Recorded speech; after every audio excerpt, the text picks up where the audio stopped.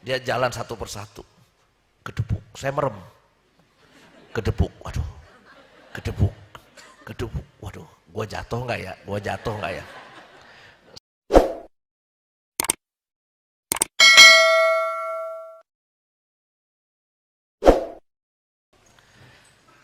Bapak Ibu, saudara-saudara yang terkasih, suatu ketika ada umat yang komplain sama saya tentang nggak bisa bahasa roh. Romo, saya sudah ikut penyembahan berkali-kali di beberapa acara persekutuan doa. Saya sudah ikut retret pencurahan Roh Kudus. Tapi kenapa teman-teman saya dapat bahasa roh, teman-teman saya pada resting, jatuh, kenapa saya nggak dapat karunia itu? Apa dosa saya, Romo? Apakah saya masih punya luka batin atau punya dosa sehingga saya terhambat untuk dapat karunia Roh Kudus itu? Ibu mau jatuh, saya bilang gitu. Tinggal disengkat aja jatuh, saya bilang. Tapi saya bilang, Bu, jangan kecil hati. Kayaknya saya juga nggak bisa tuh bahasa roh. Atau saya juga kayaknya nggak jatuh-jatuh amat tuh ketika ada acara. Waktu itu saya ikut malam Pentakosta tahun 2012, sepulang saya dari Filipina, sebelum masuk ke paroki Lubang Buaya, saya ke Korea Selatan, ke sebuah gunung, bukan buat operasi plastik atau apa-apa ya, bukan. Ya, ke sebuah gunung namanya Katongne. Di situ gunungnya orang miskin, kata orang Korea. Karena segala jenis kemiskinan ada di gunung itu. Mau cari unwanted baby, jadi bayi-bayi yang dibuang ada di situ. Mau cari lansia yang ditelantarkan oleh keluarganya ada di situ juga. Orang sakit, orang cacat, orang tunanetra, tuna macam-macam itu ada di situ semua. Anak-anak Korea itu belum bisa dapat sertifikat lulus SMA kalau belum praktek sosial di gunung itu. Nah, ceritanya saya diajak ke sono sama satu komunitas untuk pelayanan di gunung Heaven for the Poor namanya, surga bagi orang miskin. Ya, Heaven for the Poor, Katongne. Nah, pas malam di situ, malam Pentakosta. Dan di situ ada romo yang sangat terkenal yang mendirikan bukit itu, gunung itu untuk orang miskin dan punya karunia pencurahan roh. Nah, ada malam Pentakosta acara pencurahan roh. Saya ikut di situ.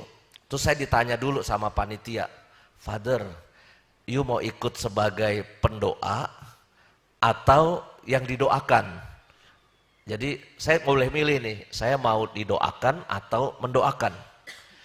Kan kalau di Jakarta saya pasti mendoakan, Romo terkenal ya kan, pasti saya mendoakan. Mumpung gua nggak terkenal nih di Korea Selatan, saya didoakan aja ya. Oke, saya didoain. Father, namanya, siapa saya lupa ya. Dia jalan satu persatu, gedebuk, saya merem, gedebuk, waduh, gedebuk, gedebuk, waduh, gua jatuh nggak ya, gua jatuh nggak ya. Saya mikir gitu. Saya pasrah aja, ikhlas, tapi saya ngintip dulu. Di belakang saya badannya besar apa enggak? Yang tugasnya nyangga saya gitu. Tambah kalau lebih kecil daripada saya jatuh kan kasihan dia. Oh, gede. Oke, ya. Maka saya makin ikhlas. Maka ya, gua jatuh aja deh hari ini. Ternyata lalu saya jatuh. Tapi bukan jatuh yang kayak orang wah, gimana, tetap sadar. Itu cuma kita pasrah, tenang, terus ya udah tetap sadar, nggak dapet Roh Kudus gitu sama sekali nggak, cuma ya tiduran aja. Tuh mendengarkan orang di sana didoakan dan sebagainya.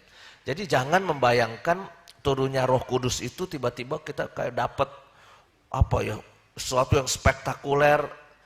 Ya kalau waktu itu saya nggak mau jatuh juga bisa sebetulnya. Cuma ya gengsi dong yang lain jatuh, masa saya nggak jatuh. Ya udah gue jatuh aja supaya kira-kira dapat pencurahan gitu loh. Tapi kepada yang anda yang nggak bisa bahasa roh, walaupun saya nggak bisa bahasa roh ya, saya bisa ngajarin anda, bisa saya ngajarin anda. Kalau anda ikut acara pas teman-teman dapat bahasa roh, gitu ya, anda juga harus ikut-ikutan, ya. Ya, caranya adalah doa salam Maria dengan kecepatan sangat tinggi. Wush, gitu kan. Salam Maria penuh rahmat Tuhan sertamu, terpujilah engkau di antara wanita dan terpujilah buah tubuhmu Yesus. Santa Maria Bunda ladokanlah kami yang berdosa ini sekarang dan waktu kami mati. Amin. Doanya salam Maria. Tapi kan kedengarannya kayak bahasa roh, keren, ya kan. Jadi karena apa? Dosen teologi saya mengatakan bahas Romo Tom Yakob, Romo Ipung pasti kita pernah jadi muridnya Romo Tom Yakob. Beliau itu pernah mengatakan bahasa roh itu bukan bahasa ajaib. Bahasa roh itu adalah komunikasi pribadi Anda, doa pribadi Anda secara batiniah dengan Tuhan. Dan terjadi koneksi yang hangat. Dan itulah yang disebut bahasa roh. Kalau Anda berdoa di depan Gua Maria cuma nangis saja gitu ya. Tapi hati Anda hangat dan dekat dengan Tuhan, itu juga bahasa roh. Karena kalau dalam kitab suci itu, para murid memang berbahasa lain. Ya. Tapi bukan berarti bahasa lain yang agak lain di luar kebiasaan, bukan. Tapi bahasa lain yang seperti saya orang Indonesia, tiba-tiba saya bisa bahasa Itali. Romo Edi tiba-tiba bisa bahasa Spanyol. Tiba-tiba Romo Ipung bisa bahasa Uzbekistan dan sebagainya. Pokoknya bahasa yang kita sebetulnya bukan aslinya kita dan kita nggak pernah bisa bahasa itu, tiba-tiba kita bisa berbahasa itu, oh bahasanya orang ini, bahasanya orang ini, bahasa itu. Ya. Tapi ya pokoknya bahasa roh, ikutin pelajaran dari Profesor Teologi Romo Tom Yakob bahwa bahasa roh adalah komunikasi pribadi dengan Tuhan. Ya, dan itu harus kita tekuni setiap hari karena Roh Kudus itu sudah masuk ke dalam hati kita dan membantu kita untuk memutuskan yang baik dan benar setiap hari kita ya. Karena godaannya kita kan harus selalu memilih setiap hari.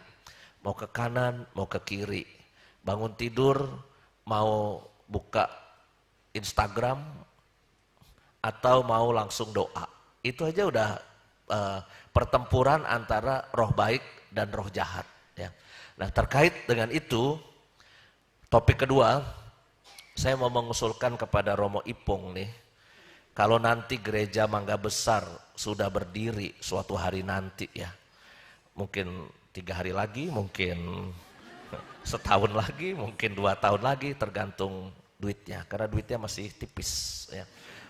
Kalau nanti gereja Mangga Besar sudah berdiri, Romo Ipung, saya usul nih kata-kata yang tadi Romo Ipung bilang ya, soal kedagingan. Mari kita refleksikan, apakah ada kedagingan dalam diri kita, ya kan? Sebetulnya harus berefleksi Romo Ipung. Kenapa? Di Mangga Besar ada semua kedagingan. Coba kita cermati, ya. Mana tadi tuh ayatnya nih? Nah, kedagingan. Di Mangga Besar apakah ada perbuatan-perbuatan daging, percabulan ada, kecemaran ada, hawa nafsu ada, penyembahan berhala, nah ini saya nggak tahu, ya, sihir, perseteruan ada, cekcok ada, iri hati ada, amarah ada, berbagai jenis daging itu ada di Mangga Besar. Ada babi hong, ada kue tiao siram, ada bakmi cencen, bakmi Santo Yosep, ya, kue tiao 78 kesukaan saya. Ya, pokoknya semua jenis kedagingan itu ada semua di situ. Duren, nah itu ada. Maka nanti Romo Ipung tolong tulis gede-gede untuk umat Mangga Besar. Hidup menurut daging adalah ini, hidup menurut roh adalah ini. Supaya ya umat Mangga Besar bisa selalu diingatkan. Kenapa? Mangga Besar itu menarik, gerejanya dikelilingi klub malam. Maka walaupun ada litani para kudus, ya, Santo Petrus doakanlah kami, tapi ada backing vokalnya, cedek duk duk, cedek duk duk, cedek duk duk, cedek duk duk. Itu pertempuran antara Roh Kudus sama roh kedagingan. Varises sembuh dengan terapi Iteraker. Ibu ini dulu satu persatu ya. Pertanyaannya mungkin tadi saya tertarik dengan gambar. Tadi kan ada yang varises ya, dokter ya. Kebetulan kakak saya memang varises sudah. Ada masalah dengan varises. Dan memang Sedang ditanyakan. sangat takut untuk Operasi. ya. Dan saya tertarik intinya biasanya itu tergantung dari metabolisme tubuhnya untuk sembuh untuk ke foto yang berikutnya atau apa yang menjadi yang mendukung kesembuhan itu lebih baik, pola makan, pola hidup, semuanya. Mohon saran. Varises kita sudah banyak pasien ya. Dari ada tim Bekasi itu melakukan varisesnya sudah parah. Jadi dari kaki depan sampai ke belakang lutut itu varisesnya udah bergumpal-gumpal. Bayangin kalau udah bergumpal kayak mengakar begitu sampai ke bawah, itu varisesnya nggak gampang disembuhkan. Namun dengan terapi blow itu ya, setelah terapi sesuai SOP yang biasa ya, kemudian baru daerah yang sakit, varises itu pecah. Apa yang terjadi setelah pecah? Dia akan sembuh lagi dan masuk ke dalam. Jadi nggak usah khawatir kalau kita blow-nya kemudian varisesnya itu pecah. Ya, itu karena saya ngamatin. Nggak apa-apa, yang penting jangan terlalu dekat. Jangan dengan penyakit diabetes. Kalau kita blow orang yang diabetes ada varises, itu tetap harus jauh. Ya, kalau dia nggak ada diabetes tapi besar semua, dia harus mengalami proses yang tidak mengenakan ya, harus melalui proses yang menyakitkan. Nah itu dia harus pecah dulu, kemudian baru dia masuk ke dalam, lukanya sembuh. Nah, jadi nggak usah khawatir, varises yang bagaimana parah pun bisa sembuh, asal tetap dilakukan dengan terapi. Walaupun terapinya tetap harus dengan air juga ya, bantu dengan air minum gitu, sesuai dengan kebiasaan kita sebelum terapi, minum 1-2 gelas sebelum terapi dan sesudahnya. Namun untuk penyakit-penyakit yang complicated atau penyakit yang susah, biasanya di tengah-tengah terapi saya selalu memberikan minum lagi. Kenapa saya berikan minum lagi? Supaya dia healing krisisnya nggak keluar. Healing krisis nggak keluar, dia proses penyembuhannya lebih cepat terjadi.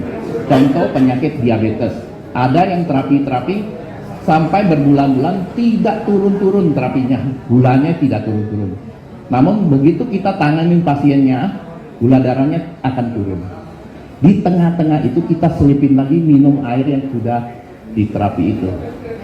Jadi healing krisis nggak muncul, pasiennya nggak kapok kembali, ya kan? Kalau healing krisis muncul, pasiennya kira-kira mau datang lagi nggak? Nggak mau kan? Jadi kita usahakan seminimal mungkin healing krisis itu sehingga dia nyaman, dia balik lagi ke kita dan kita terapi lagi sampai benar-benar sembuh.